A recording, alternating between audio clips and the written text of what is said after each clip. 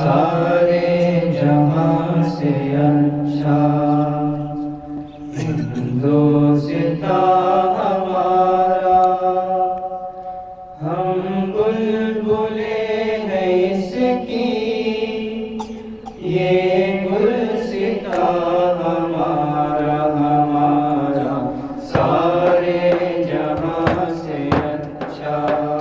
الحمد للہ وسلام علی عبادہ الذین اصطفى، اما بعد فاعوذ باللہ من الشیطان الرجیم، بسم اللہ الرحمن الرحیم۔ یا ایہا الذین آمنوا کونوا قوامین بالقسط شہداء للہ ولو علی انفسکم او الوالدین والاقربین۔ صدق اللہ۔ محترم بزرگوں، عزیز دوستوں اور بھائیوں، جیسا کہ ہم لوگ یہ جانتے ہیں آج کا دن یوم جمہوریہ ہے، اور ابھی ہم نے یہ بھی سنا کہ یہ ہمارے لیے خوشی کا دن ہے۔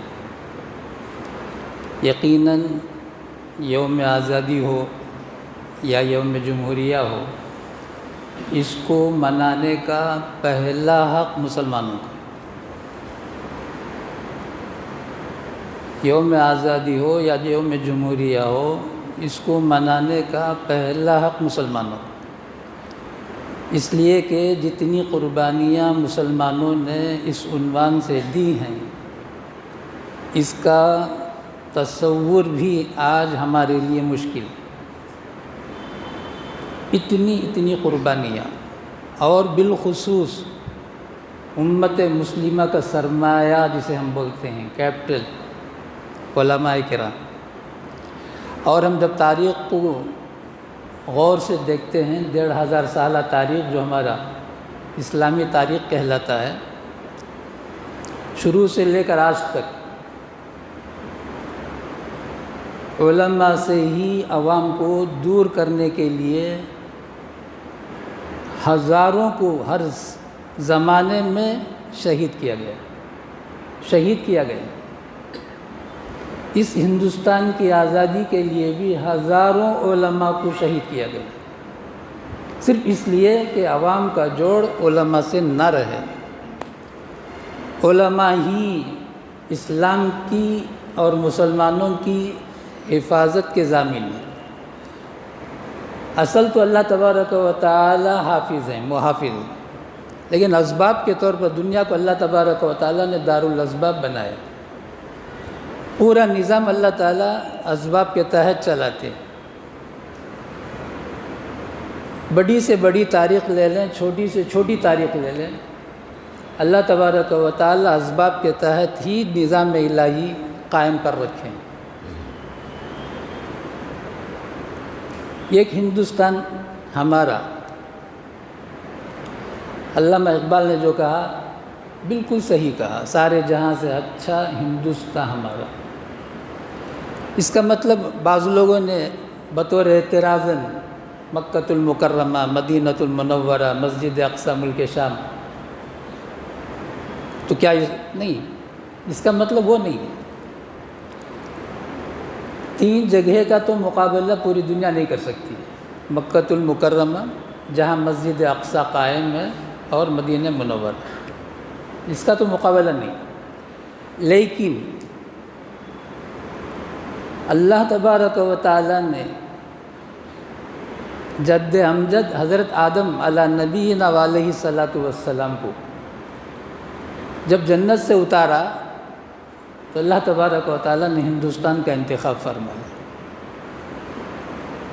سب سے پہلی قربانی، جیسے کہ ابھی جمہوریہ کے عنوان پر اس کی تعریف میں سنا، یہ صرف اور صرف اس لیے جمہوریہ ہے، عوامی حکومت ہے، کہ ہر ایک پوری آزادی کے ساتھ زندگی گزارے، نہ کوئی کسی پر ظلم ڈھائے، نہ ظلم اٹھائے، ظلم نہ ڈھائے نہ ظلم اٹھائے، دونوں نہیں کرنا ہے۔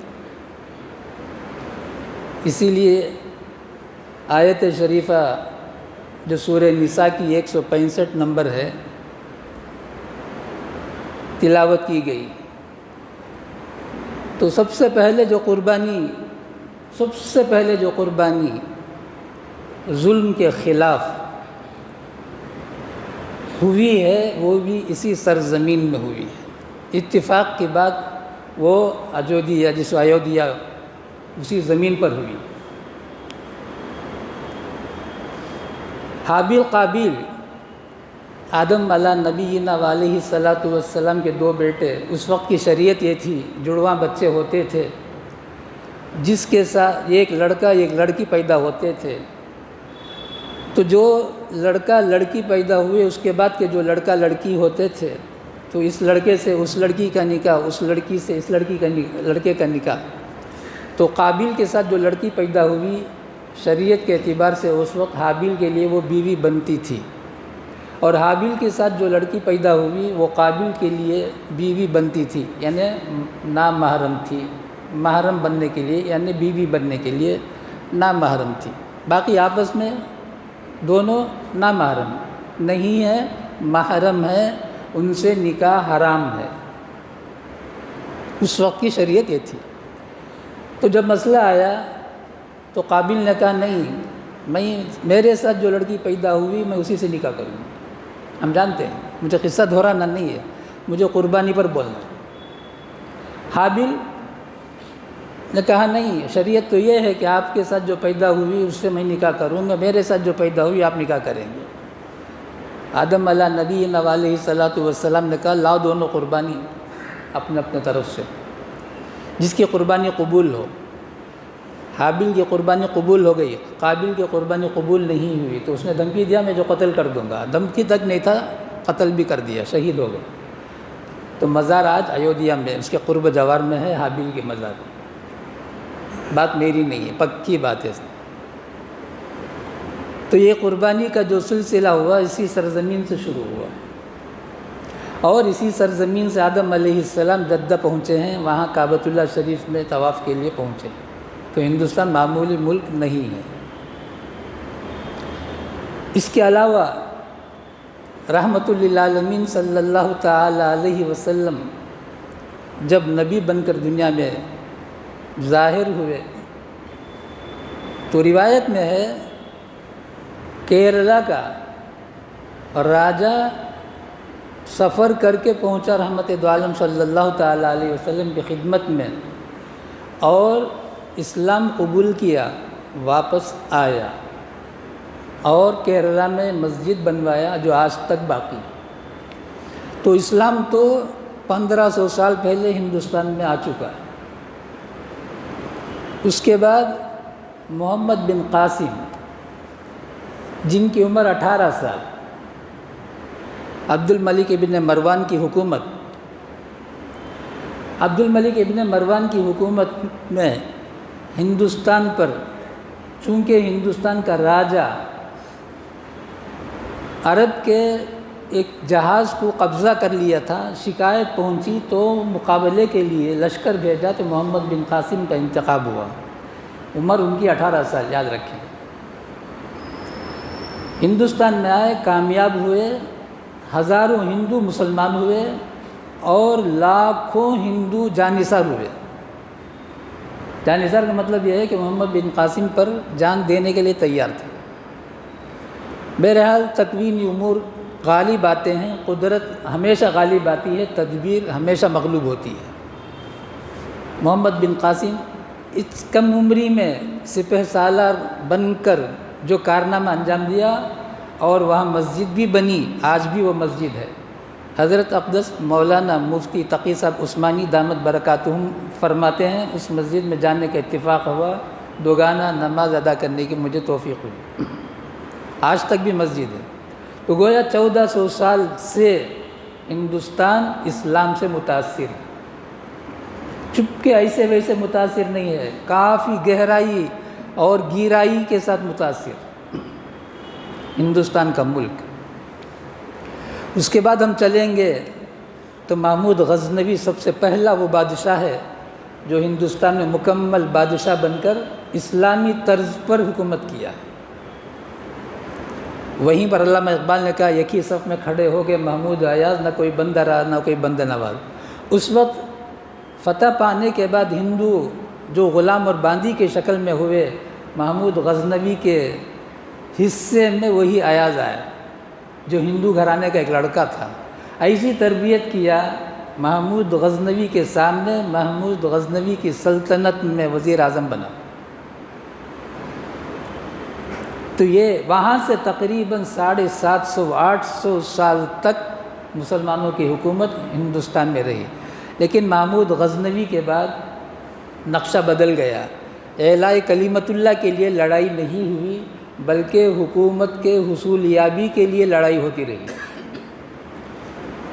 اللہ تبارک و تعالیٰ نے اسی سرزمین میں ویسے پرفتن دور میں، اس سے بڑا فتنے کا دور شاید دنیا میں کبھی نہیں آئے گا، اور نہ اس سے پہلے کبھی آیا تھا۔ وقت کا بادشاہ، پوری طاقت سے لبریز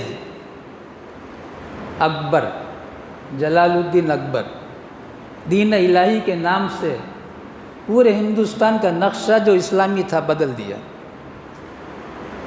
تفصیل میں جانے کا موقع نہیں ہے، مختصراً آپ لوگوں کے سامنے خاکہ کھینچتا ہوں۔ ایسے نازک ترین دور میں، انتہائی نازک ترین دور، آپ کچھ سوچیں، ایک مسلمان کو السلام علیکم بولنے کا حق نہیں تھا۔ آپ کو یقین آتا ہے؟ آپ دیکھ لیں کتاب اٹھا کے۔ اور گائے ذبح نہیں ہو سکتی ہے، اور اذان نہیں ہو سکتی ہے 3، اور خنزیر کٹیں گے، برسر عام اس کی فروخت، خرید و فروخت ہوگی۔ یہ تو ظاہر کی چیزیں ہیں، باطن میں چلے جائیں، کسی مسلمان کے گھرانے کے لڑکے کا ختنہ نہیں ہوگا۔ ایسا ابھی کوئی فتنے کا دور آیا ہے؟ وہ بھی کس سے آیا؟ جس کے لیے ہندوستان نے اس کو نام دیا ہے اکبر دی گریٹ۔ اور محمود غزنوی کا چہرہ ایسا بنا کر پیش کیا جا رہا ہے آج تک بھی، گویا وہ ایک عجیب ظالم قسم کا بادشاہ تھا، اور اتنا نیک دل بادشاہ محمود غزنوی۔ ایسے اور بادشاہ گزرے ہیں، اور بھی بہت سارے بادشاہ ہندوستان میں ایسے گزرے ہیں۔ ہم جس کو اولیاء اللہ بول کر بہت زیادہ قدردانی کرتے ہیں، ویسے اولیاء اللہ بادشاہ بن کے رہے ہیں۔ جیسے سلطان شمس الدین التمش، قطب الدین بختیار کاکی رحمۃ اللہ علیہ کے مرید ہیں۔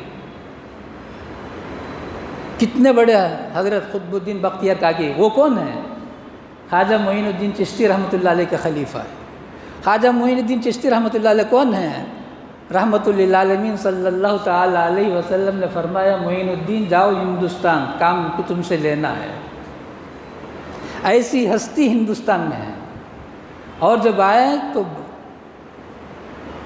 کتابوں میں جو لکھا ہے، 60 لاکھ ہندو ان کے ہاتھ پر مسلمان ہوئے، 60 لاکھ۔ اور لکھا ہے جس پر معین الدین چشتی کی نگاہ پڑ جاتی، اسی لمحے وہ ولی اللہ ہوتا تھا۔ سوچ کر دیکھیں، حکیم الامت مجدد ملت حضرت مولانا اشرف علی تھانوی علیہ الرحمہ جب اجمیر پہنچے اور وہاں قبر کے پاس مراقب ہوئے، تو حضرت نے اس کے بعد فرمایا، اتنی ساری ظلمتوں کے باوجود، جو اجمیر گئے ہیں وہاں کی ظلمتوں کو جانتے ہیں، کس قدر آج ظلمتیں وہاں، یعنی بے دینی اور بددینی کا وہ ماحول شکار ہو چکا ہے۔ حضرت فرماتے ہیں تھانوی رحمۃ اللہ علیہ، آج بھی حضرت کے جو جلال، جو نورانیت، جو فیض ہے، اس میں کوئی کمی نہیں ہے۔ اب سوچ کر دیکھیں، ایک ایسے ہستی جس کو آقا نے بھیجا ہندوستان کو، تو ہندوستان کو کیا کیا نہیں انہوں نے دیا ہوگا۔ آقا کے طفیل، آقا تو قاسم ہے، انما انا قاسم واللہ یعطی، میں تقسیم کرنے والا ہوں، دینے والا اللہ ہے، مشہور حدیث ہے۔ تو آج تک وہ سلسلہ باقی ہے جیسے کہ ہے۔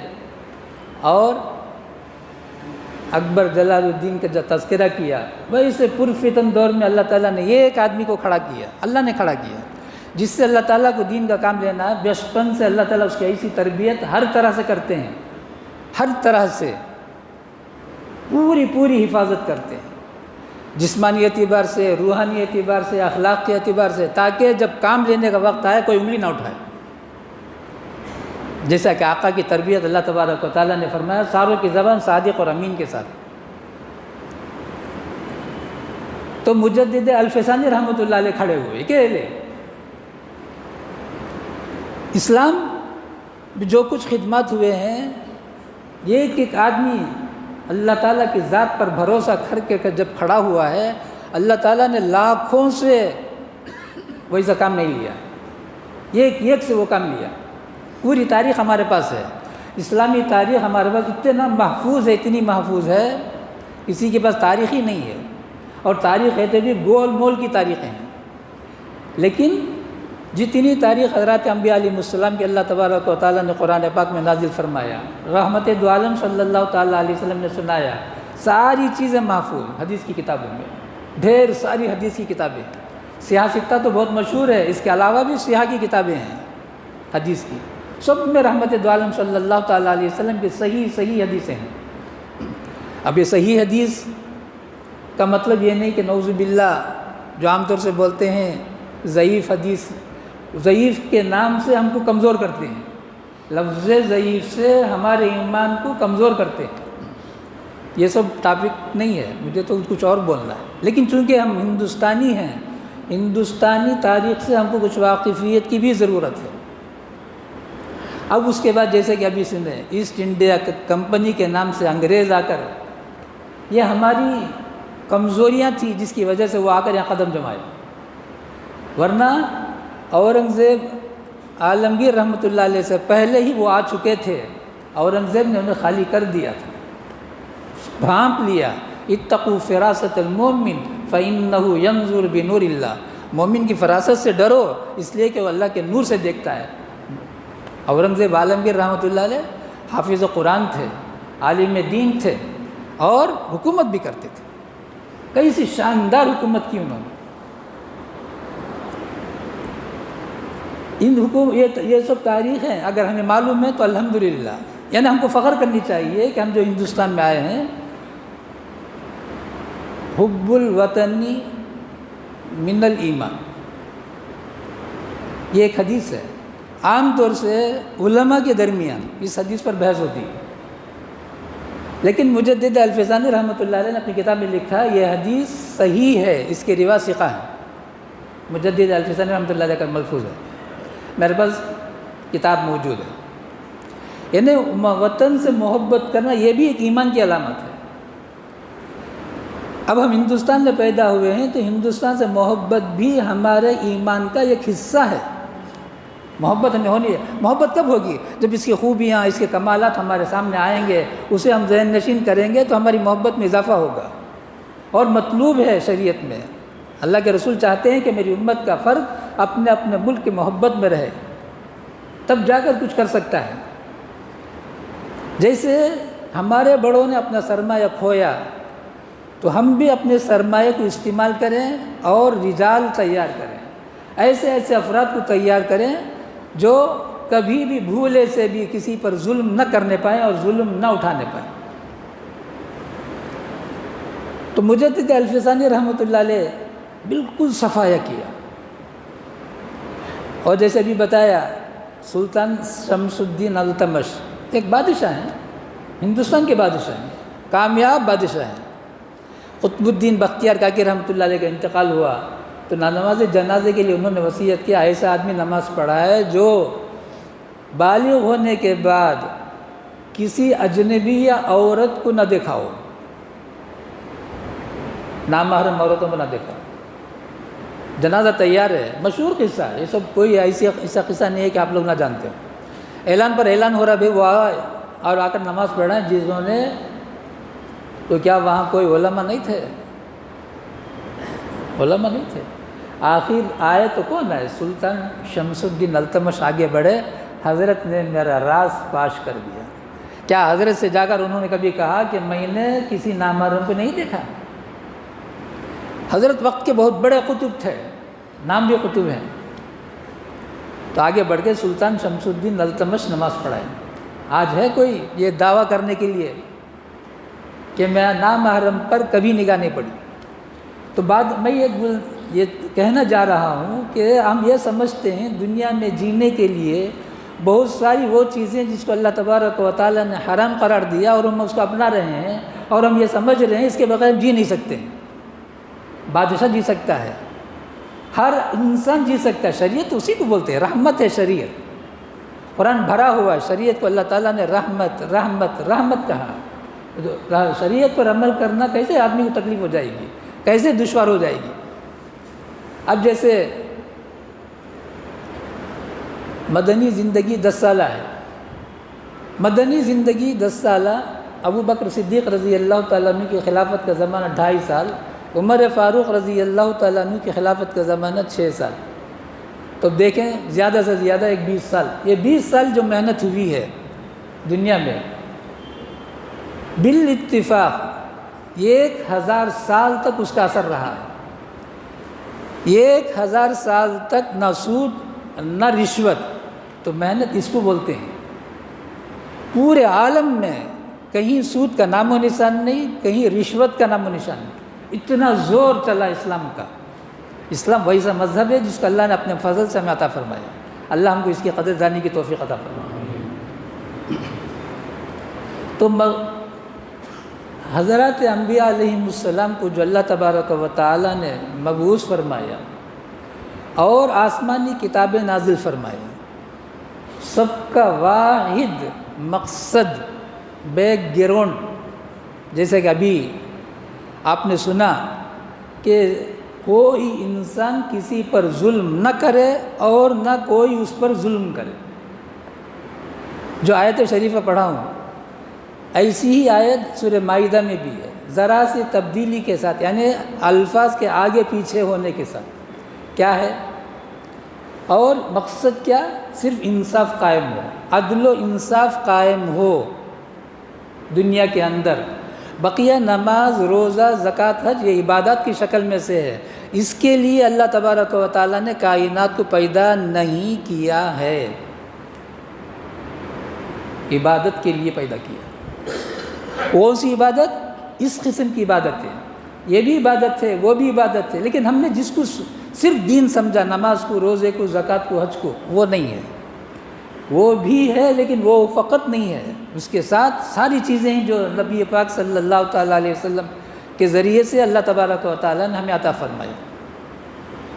یا ایھا الذین آمنوا کونوا قوامین بالقسط شہداء للہ ولو علی انفسکم او الوالدین والاقربین۔ اے ایمان والو، انصاف قائم کرو، انصاف قائم کرو، عدل و انصاف کو دنیا میں قائم کرو۔ کونوا قوامین بالقسط شہداء للہ، اللہ کے لیے گواہی دو۔ گواہ یعنی بے انصافی کہیں ہو رہی ہے تو گواہی دو، گواہی کے لیے پیچھے نہ ہٹو، گواہی سے اپنے آپ کو جی نہ چراؤ۔ آیت میں ہے، آیت ہی میں ہے۔ اگرچہ تمہارا نقصان ہو، وَلَوْ عَلَىٰ أَنفُسِكُمْ أَوِ الْوَالِدَيْنِ، تمہارے ماں باپ کا نقصان ہو، انصاف قائم کرنے میں، انصاف کی گواہی دینے میں تمہارے ذات کا نقصان ہو، تمہارے ماں باپ کا نقصان ہو، تمہارے رشتہ داروں کا نقصان ہو، اس نقصان کو برداشت کر لو لیکن انصاف کو قائم کرو۔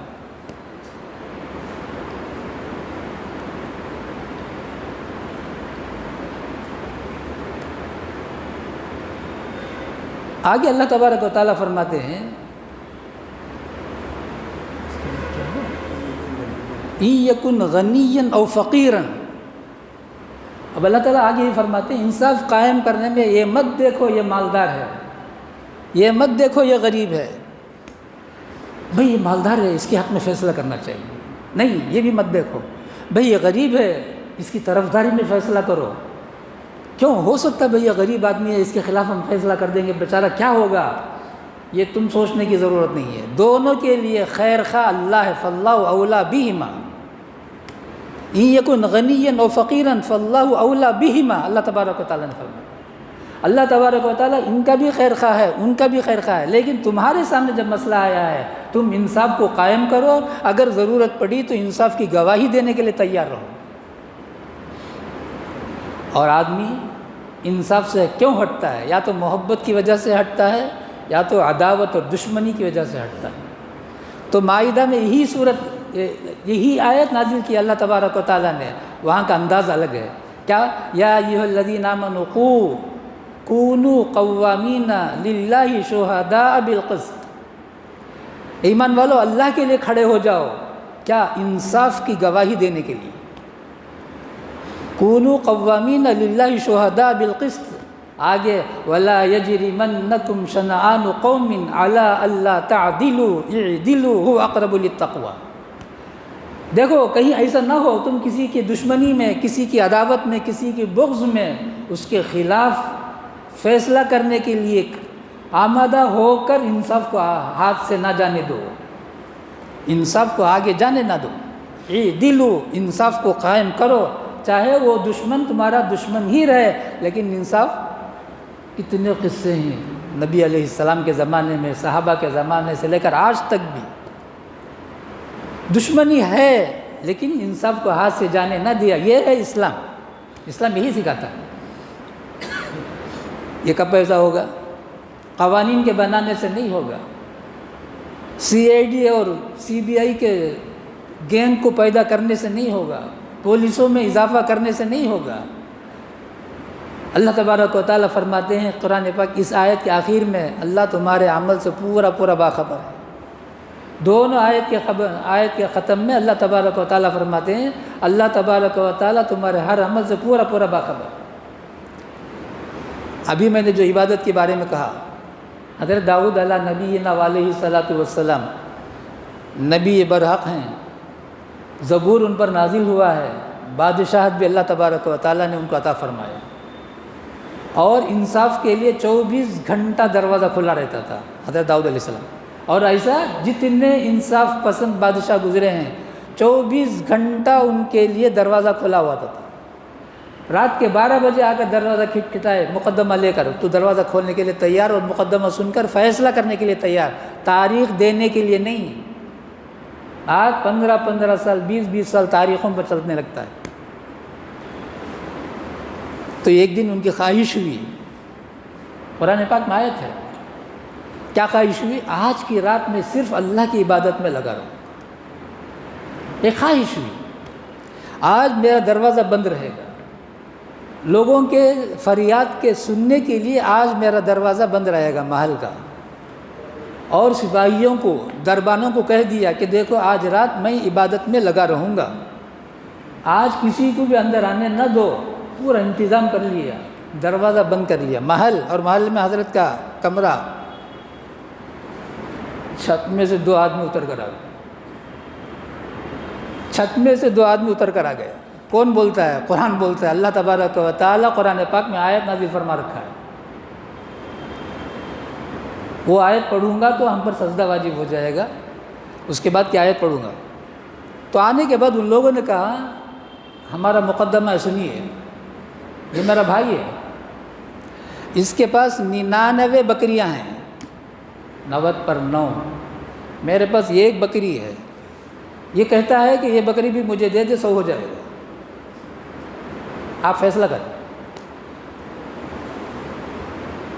حضرت داؤد علیہ السلام نے ہاتھ جوڑ لیا اللہ تبارک و تعالیٰ، یا اللہ تو مجھے معاف کر دینا، آج میں عبادت کرنا چاہا، اب یہ پتہ نہیں کہاں سے اتر گئے، چھت سے اترے ہیں، چھت پھٹ کر اترے ہیں، اور مقدمہ یہ ہے۔ باقی داؤد علیہ السلام کچھ نہیں کہا اور فوراً سجدے میں گر پڑے۔ یہی آیت ہے، یہ سن لیں گے ہم کو بھی پورے فوراً سجدے میں گرنا ہوگا۔ اس قصے کو اللہ تبارک و تعالیٰ سنا تو رحمت للعالمین صلی اللہ تعالیٰ علیہ وسلم نے امت کو تعلیم دیا کہ سجدہ کرو۔ داؤد علیہ السلام نے سجدہ کیا ہے۔ اس کے بعد کی آیت پڑھتا ہوں، یا داؤد انا جعلناک خلیفۃ فی الارض فاحکم بین الناس بالحق ولا تتبع الہوی۔ اے داؤد، ہم نے آپ کو خلیفہ بنایا ہے۔ خلیفہ اس لیے بنایا ہے کہ آپ حق کے ساتھ فیصلہ کریں، انصاف کا فیصلہ کریں۔ انصاف کا فیصلہ کرنا ہزاروں رکعت نفل نمازوں سے بہتر ہے۔ ہزاروں رکعت، ہزار نہیں بول رہا ہوں. تو آپ یہ عبادت کے لیے اس رات کو جو خاص کیا ہے، کیوں کیا ہے؟ کیا یہ عبادت ہے؟ نہیں، اس سے بڑی ذمہ داری یہ ہے کہ آپ کے پاس کوئی انصاف طلب کرنے کے لیے آ رہا ہے تو آپ اس کے لیے دروازہ کھلا رکھیں اور اس کے لیے انصاف کا فیصلہ کریں. آپ یہ نہیں کہ وقت دیکھ لو کون سا وقت ہے، کیسے وقت میں آئے ہو. نہیں، اب آیا تو اللہ تعالیٰ نے ایسا بھیجا، 2 آدمیوں کو آسمان ان کے کمرے کے چھت میں سے آئے ہوئے. اب جا کر کسی واچ مین کو، کسی پولیس کو، کسی سپاہی کو، کسی فوجی کو پوچھ نہیں سکتے ہیں کہ تم لوگوں نے ان کو کیسے بھیج دیا. کیوں آئے اوپر سے چھت پھٹ کر آئے ہیں. تو اللہ کا نظام یہ ہے، اللہ چاہتے یہ ہیں کہ میرے بندے ان کے پاس جب کوئی فیصلہ، کوئی مقدمہ آئے تو انصاف کا فیصلہ کریں، نہ مالدار دیکھیں، نہ غریب دیکھیں، نہ دشمن اور عداوتی جو پرانا حسد کینہ وغیرہ ہے اس کا لحاظ پاس کریں. ایک مسلمان، ایک یہودی مقدمہ لے کر نبی علیہ السلام کی خدمت میں پہنچے. نبی علیہ السلام نے مقدمہ سن کر یہودی کے حق میں فیصلہ کر دیا. وہ یہودی کون ہے؟ اسلام اور مسلمانوں کا پکا دشمن، قرآن میں ہے. تو اس مسلمان نے یہ کہا کہ نہیں، چلو عمر کے پاس چلیں گے. یہودی تیار ہو گیا، وہ جانتا ہے اسلام حق ہے، ہر جگہ انصاف چلے گا. پہنچے دونوں، عمر رضی اللہ تعالیٰ عنہ کے سامنے مقدمہ پیش کیا. وہ یہ سمجھ کے گیا کہ عمر رضی اللہ تعالیٰ عنہ سخت ہیں، میرے حق میں فیصلہ کریں گے. بات پوری سامنے آئی، کہا ابھی آتا ہوں. اندر گئے، تلوار لائے، سر نکال دیا مسلمان کا جسے اسلام کا غرہ تھا. آیت نازل ہوگی، فَلَا وَرَبِّكَ لَا يُؤْمِنُونَ حَتَّى يُحَكِّمُوكَ فِي مَا شَجَرَ بَيْنَهُمْ ثُمَّ لَا يَجِدُوا فِي أَنفُسِهِمْ حَرَجًا مِّمَّا قَضَيْتَ وَيُسَلِّمُوا تَسْلِيمًا. ارے جب ہرگز تیرے پروردگار کی قسم، ہرگز تم کامل مومن نہیں ہو سکتے ہو جب تک کہ رسول اللہ کی بات آنے کے بعد تم اپنے دل میں تنگی محسوس کرتے ہو. آیت نازل ہوگی، اسی وقت آیت نازل ہوگی، فَلَا وَرَبِّكَ لَا يُؤْمِنُونَ حَتَّى يُحَكِّمُوكَ فِي مَا شَجَرَ بَيْنَهُمْ ثُمَّ لَا يَجِدُوا فِي أَنفُسِهِمْ. یعنی فیصلے کے بعد اپنے دل میں بھی تنگی محسوس نہ کرو. زبان سے بولنا تو بہت دور کی بات ہے. جیسے کہ شروع میں کہا، آدم علیہ السلام سے لے کر رحمت للعالمین صلی اللہ تعالیٰ علیہ وسلم تک نبیوں کا جو سلسلہ چلا، صرف انصاف قائم کرنے کے لیے. سورہ حدید کی آیت سنیں، وَلَقَدْ أَرْسَلْنَا رُسُلًا مِّن قَبْلِكَ وَلَقَدْ أَرْسَلْنَا رُسُلًا. اللہ تبارک و تعالیٰ فرماتے ہیں ہم نے رسولوں کو بھیجا. وَأَنزَلْنَا عَلَيْهِمُ الْكِتَابَ، اور ہم نے ان پر کتابوں کو نازل فرمایا، اور ہم نے ان پر ترازو بھی نازل فرمایا. ترازو کہاں نازل فرمایا؟ آپ دیکھتے ہوں گے کورٹ میں ترازو رکھا رہتا ہے، کیا بتانے کے لیے؟ یہاں انصاف چلے گا. کورٹ اسی لیے رکھا، کوئی بھی چھوٹے سے چھوٹا کورٹ کہیں بھی دیکھے ہوں تو آگے اللہ تبارک و تعالیٰ فرماتے ہیں وَأَنزَلْنَا الْحَدِيدَ، ہم نے لوہا بھی اتارا ہے. کیوں اتارا لوہا کو؟ یہاں پر لوہا کو کیوں اتارا؟ اللہ تبارک و تعالیٰ فرماتے ہیں جیسے ہر انسان کے ذمے یہ ضروری ہے کہ وہ انصاف قائم کرے. اگر وہ کچھ گڑبڑ کرتا ہے، انصاف کو وہ نہیں مانتا ہے تو حکومت قائم ہو، وہ حکومت اس پر دباؤ ڈالے کہ وہ اس حق کو قبول کرے، انصاف کو قبول کرے. انصاف کو قائم کرنے کے لیے ہی اللہ تبارک و تعالیٰ حکومتوں کو قائم فرماتا ہے. جیسے کہ داؤد علیہ السلام کا قصہ ہم نے سنا. تو یہ جمہوری حکومت، اس سے مقصد ہی صرف یہ ہے عوامی حکومت. الیکشن کے ذریعے سے یہ مسئلہ حل ہو جائے گا؟ نہیں ہوگا. یہ مسئلہ اس وقت حل ہوگا جب کہ ہر ایک کے اندر خوف خدا ہو، اور دوسرے نمبر پر خوف خدا سمجھ میں نہ آتا ہو، ہر ایک اپنا حق جو اپنے ذمے ہے اسے ادا کرنے والا ہو جائے. ظلم کہیں نہیں ہوگا. آج پوری دنیا میں جو بے امنی، بد امنی کا شکار ہے، 100 سال پہلے کی تاریخ، 100 سال زیادہ ضرورت نہیں، 100 سال پہلے کی تاریخ ذرا اٹھا کر پڑھیں، وہاں آپ کو یہ ظلم اور زیادتی نہیں ملے گی. پیارے رسول صلی اللہ تعالیٰ علیہ وسلم نے فرمایا ظالم کی اور مظلوم کی مدد کرو. اللہ کے رسول نے فرمایا ظالم اور مظلوم کی مدد کرو. صحابہ نے پوچھا جی یا رسول اللہ مظلوم کی مدد کرنا تو سمجھ میں آتا ہے، ظالم بھی کیا مدد کریں گے؟ تو پیارے رسول صلی اللہ تعالیٰ علیہ وسلم نے فرمایا ظالم کی مدد یہ ہے کہ اس کو ظلم کرنے سے روکو، زبردستی اس کو روکنا ہے۔ وہ کام کون کرے گی؟ حکومت کرے گی۔ اگر کوئی کہیں ظلم کرتا ہے تو حکومت اس پر دباؤ ڈال کر اسے روکے گی۔ تو یہ جمہوریت 4 چیزوں کے مجموعے کا نام ہے۔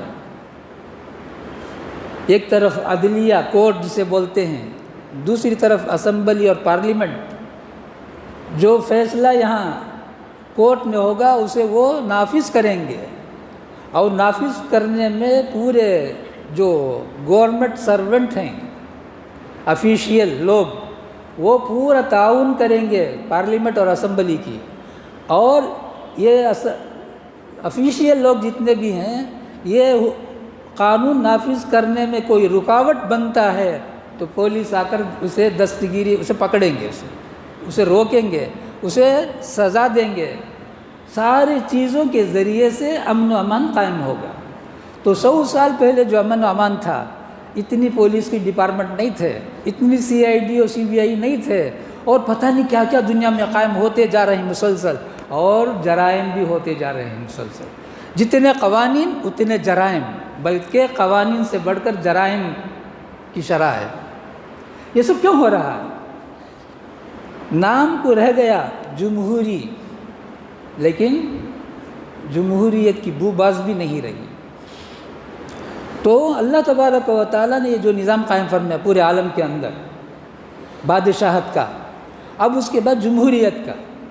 ایک طرف بادشاہت چلی ہے، بادشاہت میں انصاف، کتنی جگہوں میں معمولی جماعتیں، معمولی آدمی انصاف کا فیصلہ کرتے ہیں، سب میں ہے رواج۔ لیکن یہ رشوت، یہ سود، یہ ساری چیزیں آ کر آدمی کے اندر سے وہ خوف خدا نکل گیا۔ تو اللہ تبارک و تعالیٰ اسی لیے چاہتے ہیں کہ عالم کے اندر ایک قوی طاقت پیدا ہو، قوت والی طاقت پیدا ہو۔ یہ قوت والی طاقت یہی حکومت ہے۔ اور حکومت کو کیا کرنا ہے؟ حکومت کو یہی کرنا ہے کہ پورے ہندوستان کا ایک ایک شہری جہاں رہتا ہو بڑے امن و امان کے ساتھ رہے۔ مشہور ہے اورنگزیب عالمگیر رحمۃ اللہ علیہ کے دور میں ایک عورت انبیائی بغیر شادی شدہ ایک لڑکی کشمیر سے چل کر کنیا کماری تک جا سکتی تھی، کسی کو اسے چھیڑنے کا موقع نہیں ہوتا تھا۔ بہرحال صحیح ہے یا نہیں ہے یا مبالغہ ہے وہ الگ چیز ہے، لیکن اس طرح سے نظام قائم تھا، اللہ تبارک و تعالیٰ قائم کر رکھے تھے۔ اور جب بھی انصاف پسند بادشاہ ہوتے ہیں تو ایک وادی میں، ایک تالاب میں بھیڑیا اور بکری پانی پیتے ہیں کا جو عنوان ہے، ایسا ہوا ہے۔ عمر بن عبدالعزیز رحمۃ اللہ علیہ کا قصہ جانتے ہیں۔ اچانک ایک چرواہا کے پاس اس زمانے میں ایمان تھا۔ کتنے چرواہوں کے قصے ہیں ہمارے پاس جو ہمیں بتاتے ہیں کہ ایمان اور اسلام کے جو حقائق ہیں، جو حقیقت ہے، وہ ان لوگوں کے رگ و ریشے میں بسے ہوئے تھے، رسے ہوئے تھے۔ تو اچانک بھیڑیا بکری پر حملہ کر دیا۔ فوراً اس چرواہے کے زبان سے نکلا عمر بن عبدالعزیز کا انتقال ہو گیا۔ فوراً کہا۔ یہ کوئی ایسا واقعہ نہیں ہے کہ آپ لوگ نہ سنیں، ہر ایک سنیں۔ انصاف اتنا تھا عمر بن عبدالعزیز رحمۃ اللہ علیہ کے زمانے میں کہ ان کو یہ کہا جاتا ہے کہ عمر ثانی ہے، عمر ثانی کا لقب حاصل کیا ہے۔ ویسے انصاف پسند بادشاہ تھے، لیکن ہوا یہ نوشیروان عادل بادشاہ کا قصہ آپ لوگ سنے ہیں۔ اتنا انصاف پسند بادشاہ، نبی پاک صلی اللہ تعالیٰ علیہ وسلم کے نبوت سے پہلے کا زمانہ ہے۔ کہیں جا رہے تھے، فوجیوں سے جدا ہو گئے، جدا ہو کر جانے لگے تو پیاس لگی، انار کا باغ دیکھا، وہاں ایک بوڑھا ملا تو کہا کچھ پلا دو، انگور نچوڑ کر دے دیا، بڑا مزیدار، بڑا میٹھا۔ دل میں سوچا اچھا میری رعیت میں ایک ایسا باغ بھی ہے جو اتنا شاندار پھل اس میں ہے۔ دل میں سوچا میں جاؤں گا تو اس کو خرید لوں گا، دباؤں گا نہیں۔ کہا کہ یہ اور پلا دو، مزیدار ہے۔ دوسرا لایا تو بالکل مزہ نہیں۔ کہا پہلا جو پلایا وہ کہاں سے لایا، یہ کہاں سے لایا؟ کہا اسی ڈالی سے لایا، وہ تو بڑا مزیدار تھا، اس میں وہ مزہ نہیں ہے۔ جنگل میں رہنے والا مالی باغبان کیا جواب دیتا ہے؟ سنے ہیں کیا جواب دیتا ہے؟ ایسا معلوم ہوتا ہے بادشاہ کی نیت بگڑ گئی، وہ نہیں جانتا یہ نیشورون بادشاہ ہے۔ وہ کہتا ہے ایسا معلوم ہوتا ہے بادشاہ کی نیت بدل گئی۔ نیت کا اثر پھلوں میں ہوتا ہے۔ اللہ کے رسول صلی اللہ تعالیٰ علیہ وسلم نے فرمایا دیکھو اللہ کی نافرمانی نہ کرو ورنہ تمہارے بیوی بچے تمہارے نافرمانی کریں گے، حدیث ہے۔ تم اللہ تعالیٰ کی نافرمانی نہ کرو ورنہ تمہارے جانور تمہارے نافرمانی کریں گے۔ یہ ہے اسلام۔ ہم جتنا اللہ تعالیٰ کی اطاعت میں لگیں گے پوری دنیا ہماری اتنے میں نوشیروان عادل بادشاہ نہ اس کے نام کے ساتھ ہی عادل آ گیا ہے، حالانکہ دور نبوت کا پہلا کا قصہ ہے۔ کیا ہوا آگے دل میں توبہ کیا، نہیں اب تو میں نہیں لوں گا۔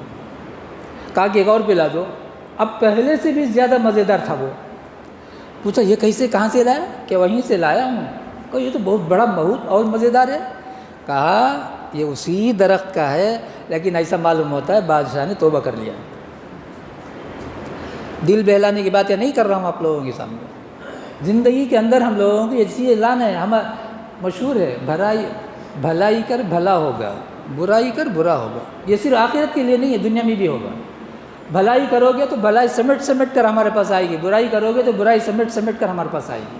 شکایت بیکار ہے، شکایت بیکار ہے، شکایت سے کوئی فائدہ نہیں۔ تو دنیا کی پوری تاریخ ہمارے سامنے ہے۔ حضرت آدم علیہ نبینا علیہ الصلاۃ والسلام سے لے کر آج تک پوری دنیا جب تک امن و امان کے ساتھ رہی وہ اللہ تبارک و تعالیٰ کی اطاعت میں رہے۔ اللہ تبارک و تعالیٰ کی اطاعت سے ہٹیں گے یہ ساری مصیبتیں آئیں گی۔ مسئلے کا حل ایک ہی ہے، مسئلے کا حل ایک ہی ہے۔ پورے عالم کے اندر جو مسلمان ہیں فوری طور پر توبہ کر کے رجوع اللہ ہو جائیں، ظالم سے ظالم بادشاہوں کی جو حکومتیں ہیں وہ ختم ہو کر رہیں گی یا انہیں توبہ کی توفیق ہو جائے گی۔ ایک حدیث سنا کر بات کو ختم کرتے ہیں۔ ام المومنین عائشہ صدیقہ رضی اللہ تعالیٰ عنہ، کتنی مرتبہ سنے ہوں گے یہ حدیث۔ ہمارے پاس پورا علم ہے الحمدللہ، قرآن کا علم ہے، حدیث کا علم ہے۔ حالات کیوں آ رہے ہیں؟ حالات کیوں آ رہے ہیں؟ حضرت ام المومنین عائشہ صدیقہ رضی اللہ تعالیٰ نے فرماتے ہیں رحمت للعالمین صلی اللہ تعالیٰ علیہ وسلم تشریف لائے، چہرے اندر پر ایک خاص اثر محسوس کیا کہ کوئی خاص بات پیش آئی، ایسی حالت نہیں ہوتی تھی۔ تو اتنے میں نبی علیہ السلام نے وضو فرمایا اور مسجد تشریف لے گئے، ممبر پر تشریف فرما ہوئے۔ تو حضرت عائشہ فرماتی ہیں کم عمری کا زمانہ ہے لیکن کتنی چالاک۔ اللہ کے رسول صلی اللہ تعالیٰ علیہ وسلم نے فرمایا خذوا ثلث دینکم من هذه الحمیرہ، عائشہ سے دین کے 3 حصے میں سے 2 حصہ حاصل کرو۔ صحابہ کو فرمایا، بڑے بڑے صحابہ حضرت عائشہ رضی اللہ تعالیٰ عنہ کے پاس جا کر مسائل پوچھے ہیں، کتابوں میں قصہ ہے۔ بہت سے مسائل جو لا ینحل حل نہیں ہے، عمر رضی اللہ تعالیٰ عنہ بھی حضرت عائشہ کے پاس پہنچے، جی ام المومنین اماں جان ذرا بتا دیجئے اس کا مسئلہ حل کر دیجیے۔ حضرت ام المومنین چٹکی میں مسئلہ حل کر دیا۔ تو فرماتے ہیں میں نے محسوس کیا خاص بات پیش آئی ہے، دیوار سے لگ کر کھڑی ہو گئی، کان لگا کر سننے لگی۔ ہم بھی کان لگا کر سنیں۔ کیا فرمایا اللہ کے رسول صلی اللہ تعالیٰ علیہ وسلم؟ حمد و ثنا کے بعد فرمایا نبی علیہ السلام کا کوئی بیان لمبا چوڑا نہیں ہے سوائے حجۃ الوداع کے موقع پر۔ صرف حجۃ الوداع کے موقع پر کا بیان لمبا ہے، وہ 1 صفحے میں آ جائے گا کاپی کے، نوٹ بک میں جو ہے معمولی جو نوٹ بک ہے اس نوٹ بک میں 1 صفحے میں آ جائے گا۔ اللہ کے رسول صلی اللہ تعالیٰ وسلم فرمایا لوگوں امر بالمعروف نہی عن المنکر کرتے رہو۔ دیکھو فرض نماز، فرض روزے، فرض زکوٰۃ، فرض حج سے بھی بڑھ کر یہ عمل بالمعروف نہی عن المنکر، اس سے بھی بڑھ کر فرض ہے۔ اگر تم امر بالمعروف نہی عن المنکر چھوڑ بیٹھو گے اللہ تبارک و تعالیٰ تم پر ظالم بادشاہ مسلط کر دے گا۔ کیا سنے نہیں حدیث فضائل اعمال میں؟ اب وہ کیسے ہوگا؟ تمہارے بڑوں کا ادب نہیں کرے گا، تمہارے چھوٹوں پر شفقت نہیں کرے گا، رحم نہیں کرے گا۔ ایسے موقع پر تم اللہ سے مدد چاہو گے، اللہ تعالیٰ تمہاری مدد نہیں کرے گا۔ دشمنوں کے خلاف مدد چاہو گے تو اللہ تبارک و تعالیٰ مدد نہیں کرے گا۔ برگزیدہ لوگ ہاتھ اٹھا کر دعا مانگیں گے، اللہ تعالیٰ ان کی دعا بھی قبول نہیں کرے گا۔ حدیث ہے نہیں؟ اب اس میں علماء کرام ہیں بول کر مجھے بولنے کی ضرورت نہیں، آپ میں سے سب علماء کرام ہیں اس حدیث کے لیے، سب یہ حدیث جانتے ہیں۔ تو اتنا سنگین مسئلہ ہے آج۔ ہر فرد ایک سوسائٹی ہے، ہر فرد ایک سوسائٹی ہے، ہر ایک اپنے آپ کی اصلاح کرنا ہے۔ حکمت ومن اوتی الحکمت فقد اوتی خیرا کثیرا، جسے حکمت اللہ تبارک و تعالیٰ نے دے دیا اسے پوری دنیا کی بھلائی دے دیا۔ حکمت کسے بولتے ہیں؟ آدمی اپنے آپ کو سنوارے حتی المقدور، آدمی اپنے آپ کو سنوارے حتی المقدور، طاقت کے بقدر، اسی کو تہذیب اخلاق بولتے ہیں۔ جب اپنے آپ کو سنوار لیا پورا مکمل، اپنے بیوی بچوں گھرانے کو سنبھالے، اپنے گھر کے افراد کو سنبھالے، ایسے ہی سنوارے، ہر بات پر کڑی نگرانی رکھی۔ نبی علیہ السلام ایسی کڑی نگرانی رکھتے تھے۔ معمولی ایک پردہ ام المومنین عائشہ صدیقہ رضی اللہ تعالیٰ عنہ نے لگا دیا، نبی علیہ السلام وہیں کھڑے ہو گئے۔ حضرت عائشہ کو کتنا چاہتے تھے نبی علیہ السلام، پھر فرمایا کیا ہے؟ جی یا رسول اللہ جی۔ چہرے انور کو متغیر پا کر حضرت عائشہ نے اس کو نکال دیا، وہ بھی پسند نہیں فرمایا نبی علیہ السلام۔ یعنی منکر کو دیکھا ہو، نبی علیہ السلام چشم پوشی فرمایا ہو۔ حضرت حسن حضرت حسین وہ چھوٹے چھوٹے بچے کھلونا لے کر دے دیا، دو جہاں کے بادشاہ کی شہزادی حضرت فاطمہ الزہرا رضی اللہ تعالیٰ عنہا۔ اب اس وہ ایک ایسی چیز تھی جو اسلام میں جائز نہیں، تو نبی علیہ السلام نے اسے لیا اور کہا کہ لے جاؤ، اور ان بچوں کے لیے کھلونا دوسرا جو بتایا نبی علیہ السلام نے، اب پوری بات یاد نہیں ہے، وہ لے کر آئے۔ حالانکہ چھوٹے چھوٹے بچے، ہم عام طور سے کیا بولتے ہیں؟ چھوٹا بچہ بڑا ہو کر سنبھل جائے گا۔ حسن حسین کون ہیں؟ سیدہ شباب اہل الجنہ، نہیں، ہاں سیدہ شباب اہل الجنہ۔ نبی علیہ السلام نے فرمایا نوجوان جتنے بھی جنت میں ہوں گے یہ دونوں اس کے سردار، دونوں کی سرداری ایک طرف، کھلونا کھیلتے ہوئے جو نامناسب تھا تو اسے ختم کر دیا۔ اسی کو بولتے ہیں تدبیر منزل۔ اب جب گھر کا مسئلہ حل ہو گیا، محلہ، شہر، دیہات، قصبہ، ملک، یہاں بڑھنا چاہیے، اسی کو سیاست مدنیہ بولتے ہیں۔ اب سیاست شریعت کا ایک حصہ ہے، لیکن آج کی جو سیاست، اس کے اندر حصہ لینے والوں کی جو خامیاں، کوتاہیاں، غلطیاں، جس کی وجہ سے آج سیاست ایک انتہائی داغ دھبا والا لفظ ہو گیا۔ ورنہ ہمارے حضرت مسیح الامت مولانا مسیح اللہ خان صاحب رحمۃ اللہ علیہ اتنی بار انہوں نے فرمایا ہے، 50 مرتبہ براہ راست سنا ہے، شریعت وہ نہیں ہے جس میں سیاست نہیں، سیاست وہ نہیں ہے جس میں شریعت نہیں۔ تو سیاست ہر آدمی کا زندگی کا ایک حصہ ہے۔ ہم میں سے ہر ایک کو یہی امر بالمعروف نہیں یعنی منکر جو حدیث ابھی سنایا، وہی حکمت کا جو آخری حصہ، محلے کو بھی سنوارنے کی ہم میں سے ہر ایک کی ذمہ داری ہے۔ ہم یہ نہ سمجھیں یہ حکومت کا حق ہے، یہ پولیس کا حق ہے، یہ جماعت کا حق ہے، نہیں، ہر ایک کا حق ہے۔ جو بالغ ہو گیا اس کے ذمہ یہ حق ہے۔ تو دعا فرما اللہ تبارک و تعالیٰ پھر سے وہ نظام قائم ہو جائے۔ یہ ایک بات بول کر بات کو ختم کر دیتا ہوں، چونکہ نام آ چکا ہے، حضرت مولانا ابوالکلام آزاد رحمۃ اللہ علیہ، سب سے پہلی پارلیمنٹ جب بیٹھی، سب سے پہلی پارلیمنٹ، دعا بھی مختصر ہوگی، اذان سے پہلے مجلس ختم ہو جائے، اس لیے کہ اذان کے بعد بات اگر کریں گے بعض لوگ یہاں سے باہر نکلتے ہیں۔ حدیث میں صاف ممانعت ہے، کوئی بھی مجلس دین کی کتنی بھی بڑی، لیکن اذان کے بعد بات ہوگی تو دین نہیں رہے گا۔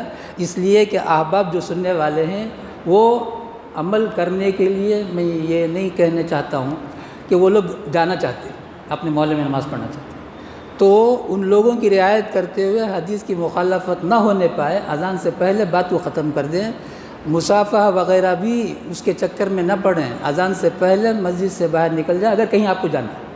اگر یہیں رہنا اطمینان سے رہیں، کوئی بات نہیں۔ تو وہ ایک بات، ابوالکلام آزاد جب پارلیمنٹ مکمل پورے بھر گیا ہے تو ابوالکلام آزاد نے سب سے پہلے منہ کھولا ہے، منہ کھول کے کہا کہ پہلی بات قرآن پاک کی تلاوت سے اس مجلس کا آغاز ہوگا۔ سب ادھر سے ادھر دیکھ رہے ہیں، جتنے احباب اندر ہیں سب ادھر سے ادھر دیکھ رہے ہیں۔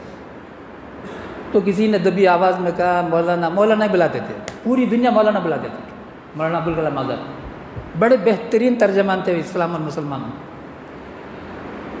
تو انہوں نے کہا ہر آدمی یہ کہے گا ہماری مذہب کی کتاب بھی پڑھیں گے۔ مولانا نے فوراً کہا ہر آدمی پڑھے اپنے اپنے مذہب کی کتاب، لیکن پہلی جو بات ہوگی وہ تلاوت قرآن پاک کی۔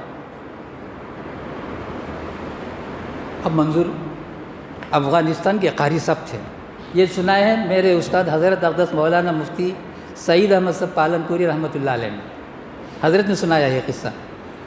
تو حضرت نے ہی یہی سنایا کہ افغانستان کے قاری صاحب تھے، کہا کہ آپ تلاوت کریں۔ باقی جملہ بھی حضرت ہی کا، میرا نہیں ہے۔ تلاوت وہ کر رہے ہیں، تلاوت ختم کیے، ہم جانتے ہیں صدق اللہ العظیم پر ختم ہوتی ہے تو سب کے سر اسی وقت اٹھے ہیں۔ تو حضرت نے فرمایا کوئی آنکھ ایسی نہیں تھی اس مجمع میں جس کے آنکھوں میں آنسو نہ ہو۔ پہلی پارلیمنٹ، پہلی تلاوت، اور جتنے احباب اس میں فرقہ پرست بھی تھے۔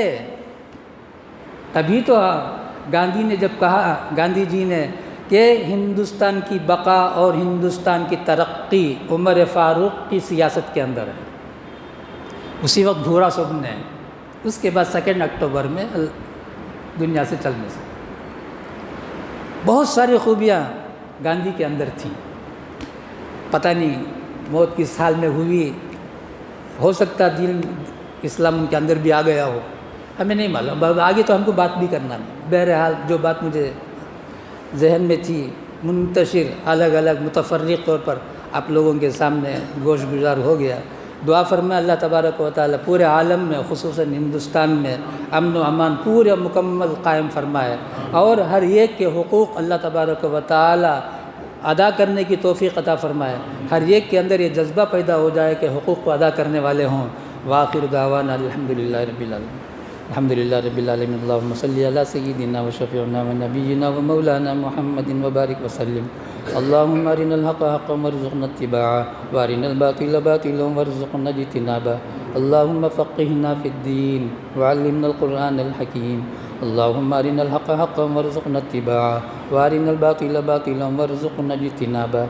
اللہم اجرنا من النار، اللہم اجرنا من النار، اللہم اجرنا من النار، اللہم اجرنا من النار، اللہم اجرنا من النار، اللہم اجرنا من النار، اللہم اجرنا من النار، یا مجیر یا مجیر یا مجیر برحمتک یا ارحم الراحمین۔